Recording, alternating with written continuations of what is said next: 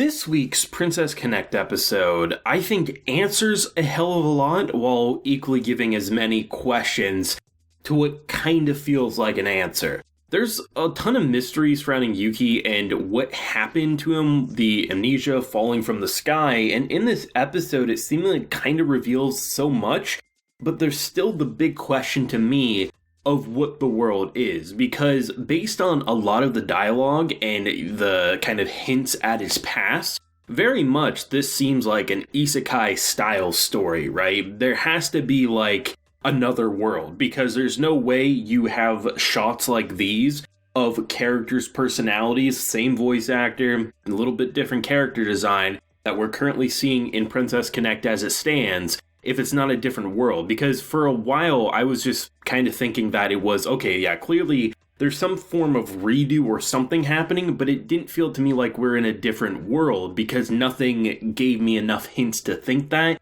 I thought, like, from the little glimpses we've seen, it mostly looked like, oh, this is just like he battled somewhere, lost his memory, something like that. But given the very normal looking clothes, it seems like he was placed here.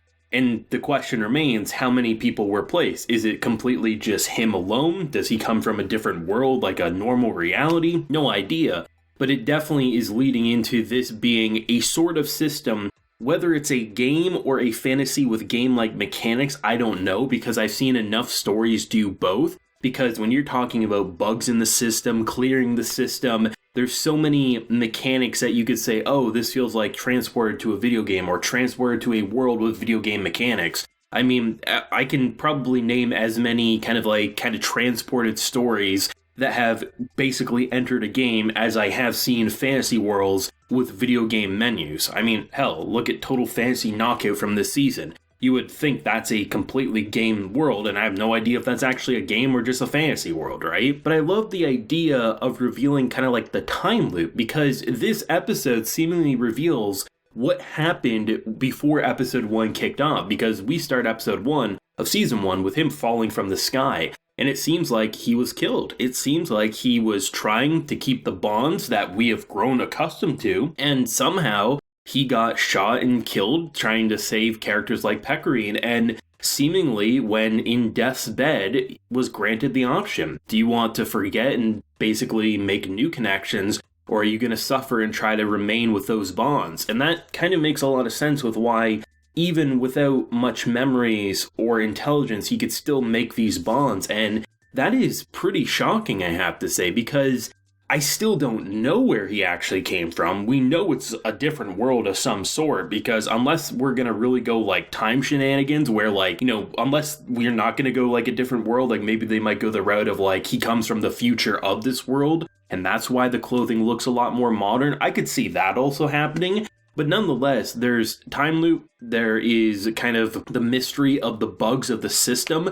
That kind of answers why, like, you know, we have essentially two of the same characters, but a shadow is basically a bug that you don't have to worry too much about unless it has a personality. At that point, it kind of becomes its own person. But if you have two of the same, the system tries to cleanse it. And that's, wow, that is so interesting. And that's what I love about Princess Connect, is that there's always been more to the story than just the fluffy cooking and the fluffy adventure.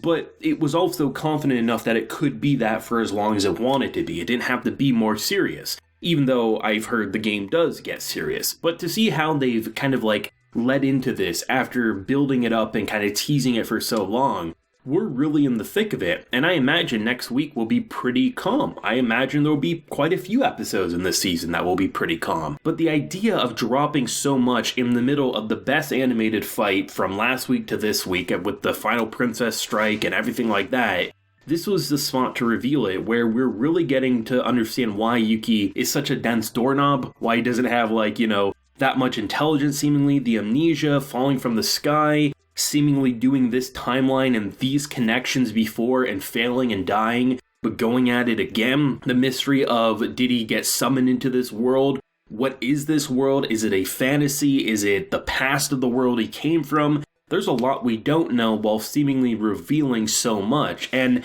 the idea of our princess, Priconne, basically, you know, doing the one thing that makes sense in her. Let's have a meal together, as we have this very evil character pretty much say, not yet. I'm going to break you more down the line. And based on the flashback we saw, yeah, breaking is definitely something in order. And I hope that if we do see it this season, if we see that scene that seemingly ended Yuuki's life, hopefully he's not going to take an arrow to the heart. Because if so, we're essentially going to have to redo like a season and a half, maybe 2 seasons worth of content to get back up to that point, unless they maybe speedrun it or something. Or maybe there's just so much I'm not even seeing yet. But that's the fun about this show, is that it is fluffy, it is fun, it is hilarious, but it can be menacing, it can be dark, it can be twisted, and you don't quite know which side of the Princess Connect spectrum we're truly going to fall on anymore, and that's pretty exhilarating. I mean, there was some heartbreak in this episode, there was some laughs in this episode, but damn, this was a pretty twisted episode, all things considered. I mean, I said it last week, like, that's the kind of episode that you just feel bad for anyone not watching Princess Connect, because